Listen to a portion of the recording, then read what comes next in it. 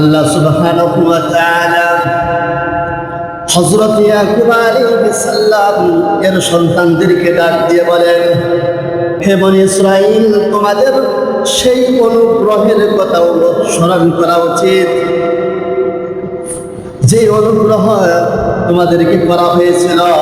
ফেরাউন যে নির্যাতন করত, সেই নির্যাতন থেকে তোমাদেরকে উদ্ধার করা হয়েছিল।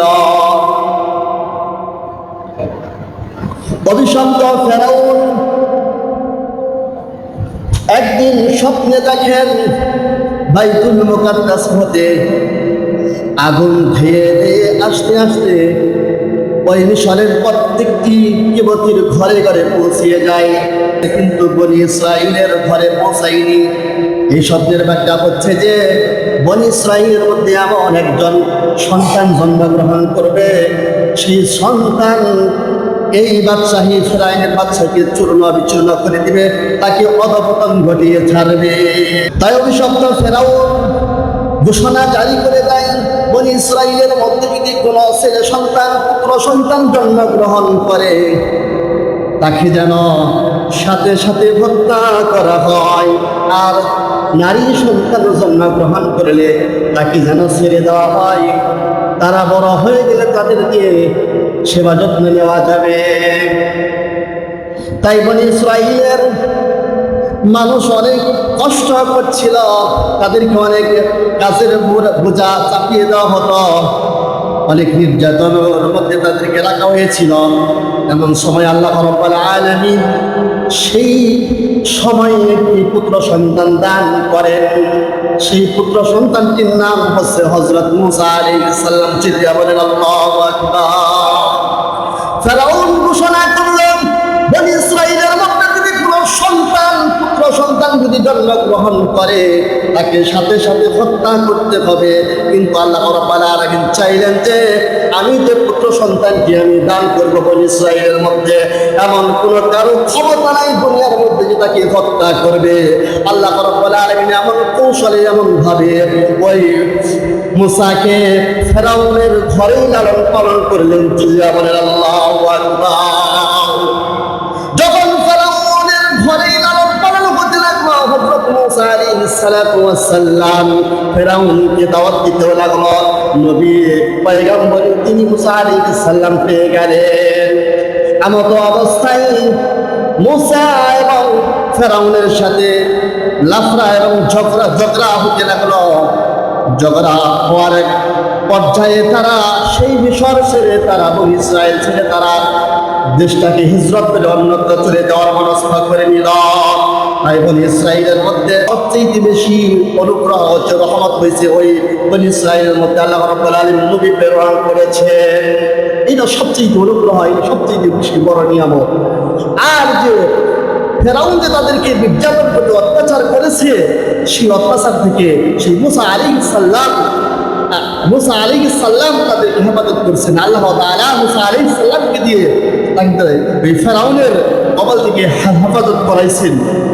আল্লাহ রাব্বুল আলামিন এই ঘটনাটি সূরাতুল বাকারার মধ্যে সুন্দর করে তুলে ধরেছেন। আল্লাহ রাব্বুল আলামিন কোরআনের ভাষায় বলেন, ওয়াইদ নাজাইনাকুম মিন আলি ফিরআউনা ইয়াসুদুনাকুম সুরাল আযাবি ইয়াতাবিউনা আবনাকুম ওয়াস্তাহইউনা নিসাকুম ওয়া ফি যালিকুম বালাগুম মির রাব্বিকুম আযীম।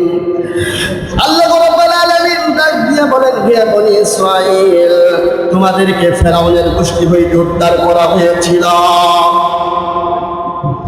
এবং তোমাদেরকে যখন ফেরাউনের গোষ্ঠী হইতে উদ্ধার করেছিলাম, যারা নাকি তোমাদের পুত্র সন্তানকে হত্যা করত এবং নারী সন্তানদেরকে ছেড়ে দিত, এইটা ছিল আল্লাহ রাব্বুল আলামিনের পক্ষ থেকে বনী ইসরাঈলের জন্য সবচেয়ে বড় পরীক্ষা, মহা পরীক্ষা ছিল। যখন মূসা আলাইহিস সালাম বনী ইসরাঈলকে সাথে নিয়ে তিনি মিশর হইতে হিজরত করে চলে যাচ্ছেন, এমন অবস্থায় সামনের মধ্যে একটি নদী পড়ে যায়, একটি সাগর পড়ে যায়। আল্লাহ রাব্বুল আলামিন কুরআনের ভাষায় তুলে ধরেছেন, ওয়াইদ ফারাকনা বিকুমুল বাহরা ফানজাইনাকুম ওয়া آلَ فِرْعَوْنَ وَأَنْتُمْ تَنْظُرُونَ আল্লাহ রাব্বুল আলামিন বলতেছেন, তোমাদের জন্য কি বনি ইসরাঈল, তোমাদের জন্য আমি সাগরকে দুইটা ভাগ করে দিয়েছি, দুইটা ভাগ করে দিয়ে একটি রাস্তা তৈরি করে দিয়েছি। আর তোমাদেরকে আমি ফেরাউনের ঘর থেকে উদ্ধার করেছি, আর ফেরাউনের গোষ্ঠীকে আমি নিমজ্জিত করেছি, সেই পানির মধ্যে আমি ডুবিয়ে ডুবিয়ে মারছি। হে বনি ইসরাঈল, তোমরা চেয়েছে, তোমরা তামাশা দেখেছিলে, আল্লাহ তাআলার কুদরত তোমরা দেখেছিলে। তুমি তোমরা আল্লাহু আকবার।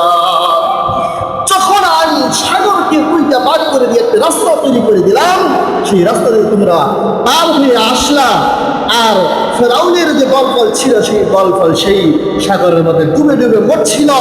সেই আল্লাহ তাআলার কুদরত তোমরা সচক্ষে, আল্লাহ তাআলা সেই কারিশমা তোমরা সচক্ষে তোমরা দেখেছ। সে বনি ইসরাঈল, সেই অনুগ্রহের কথা তোমরা স্মরণ করো।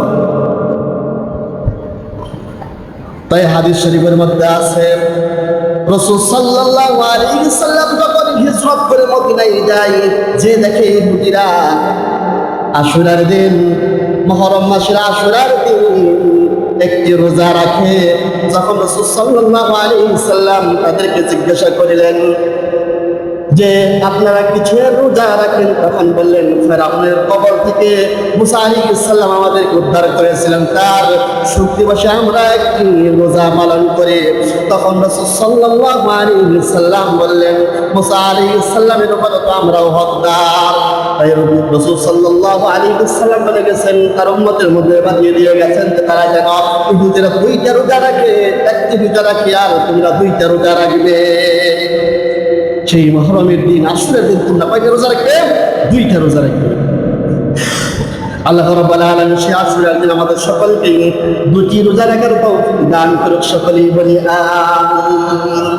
তারপরে আল্লাহ রাব্বুল আলামিন বলেন, ওয়াইদ ওয়া'আদনা মূসা 40 লাইলাতান সুম্মা ইত্তাখাযতুমুল ইজলা মিন বা'দিহি ওয়া আনতুম যালিমুন। যখন মূসা আলাইহিস সালাম তুর পাহাড়ে আল্লাহ তাআলার সাথে 40টি রাতের ওয়াদাবদ্ধ হয়ে যখন চলে যায়, তার বর্তমানে তার কওমের লোক একটি বাছুরকে উপাস্য রূপে তাদেরকে পূজা করছিল, তারা জালিমে পরিণত হয়ে গিয়েছিল। আল্লাহ রাব্বুল আলামিন সেটাকে সেই কথাটা স্মরণ করিয়ে দিয়ে বলেন যে, হে বনি ইসরাঈল, আমি তোমাদেরকে ক্ষমা করে দিলাম, যাতে করে তোমরা আমার শুকরিয়া আদায় করো এবং কৃতজ্ঞতা প্রকাশ করো। সেই শিরকি গুনাহ করছিলে, আমি সেটাও তোমাদেরকে ক্ষমা করে দিয়েছিলাম, যাতে তোমরা আমার শুকরিয়া এবং কৃতজ্ঞতা আদায় করো। শুধু তাই নয়, আল্লাহ রাব্বুল আলামিন বলেন, ওয়াইযা আতাইনা মূসাল কিতাবা ওয়াল ফুরকানা লাআল্লাকুম তাহতাদুন। শুধু যে তোমাদেরকে ক্ষমা করে দিয়েছি তাই নয়, আমি তোমাদেরকে মূসা আলাইহিস সালামের উপরে যে তাওরাত কিতাব নাযিল করে দিয়েছি, যাতে তোমরা সৎ পথ অবলম্বন করতে পারো। মূসা আলাইহিস সালামের উপর তাওরাত কিতাব অবতীর্ণ হয়েছে। সেই তাওরাত কিতাবটা তারা যখন পড়ে তাদের নিজের জীবনটা যেন পরিচালনা করতে পারে, সেজন্য আমি কিতাবও তোমাদেরকে দিয়ে দিয়েছি। হে বনি ইসরাঈল, তারপরেও তোমরা কেন আল্লাহ তাআলা শুকরিয়া জ্ঞাপন করো না? শুধু তাই না, আল্লাহ রাব্বুল আলামিন আরো জানিয়ে দিচ্ছেন কোরআনের ভাষায়, ওয়াইদ ক্বালা মূসা লিকওমিহি ইয়া কওমি ইন্নাকুম যালামতুম আনফুসাকুম বিত্তিখাযিকুমুল ইজলা ফাতুবু ইলা বারিকুম ফাখতুলু আনফুসাকুম যালিকুম খায়রুল লাকুম ইনদা বারিকুম ফাতাবা আলাইকুম ইন্নাহু হুয়াত তাওয়াবুর রাহিম। মূসা আলাইহিস সালাম তার জাতিকে ডাক দিয়ে বলেন, হে আমার কওম, হে আমার জাতি, তোমরা যে আমার অবর্তমানে যে বাছুরকে তোমরা অবশ্যরূপে গ্রহণ করেছিলে, এই জন্য তোমরা নিজের জুলুম করেছ, অত্যাচার করেছ, সেই জন্য আল্লাহ রাব্বুল আলামিনের কাছে তোমরা অনুতপ্ত হয়ে তওবা করো। আর যারা অপরাধ করে নাই, যারা অপরাধ করেছে, যারা অপরাধ করে নাই, যারা অপরাধ করেছে, তারা যেন তাদেরকে হত্যা করে, এটাই তোমাদের প্রতিপালকের কাছে শ্রেষ্ঠ।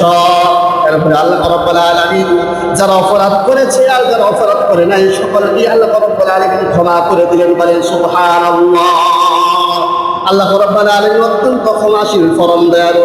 এই জন্য যারা নাকি অপরাধ করেছে, শিরক করেছে, তাদেরকেও ক্ষমা করলেন এবং যারা করেনি তাদেরকেও ক্ষমা করে দিলেন। এই অনুগ্রহের কথা এক এক সময় এক এক অনুগ্রহটা বনি ইসরাঈলকে জানিয়ে দিচ্ছেন, যাতে করে তারা ইমানটাকে মজবুত করে, ইমানটাকে আনায়ন করে নিজেকে সংশোধন হয়ে পরিচালনা করতে পারে। আর তামাম পৃথিবীর মধ্যে যত নবী রাসূল আসছে, সবচেয়ে বেশি নবী রাসূল আসছে বনি ইসরাঈলের মধ্যে। এক নবীর মৃত্যু হয়ে গেছে, মৃত্যু হওয়ার সাথে সাথে আল্লাহ রাব্বুল আলামিন বনি ইসরাঈলের মাঝে আরেকটি নবী পাঠিয়ে দিয়েছেন। বলেন সুবহানাল্লাহ। এরকম ভাবে হযরত ইয়াকুব আলাইহিস সালাম থেকে নিয়ে ঈসা আলাইহিস সালাম পর্যন্ত নবী আসতেই আছে। সেই জন্য বনি ইসরাঈল এক এক সময় এক এক নিয়ামত পাওয়ার পরেও তারা শিরকি কাজের মধ্যে লিপ্ত হয়ে গেছে। আল্লাহ রাব্বুল আলামিন সেই শিরকি কাজ থেকে আমাদের সকলকেই হেফাজত করুক। সকলেই বলি আমিন।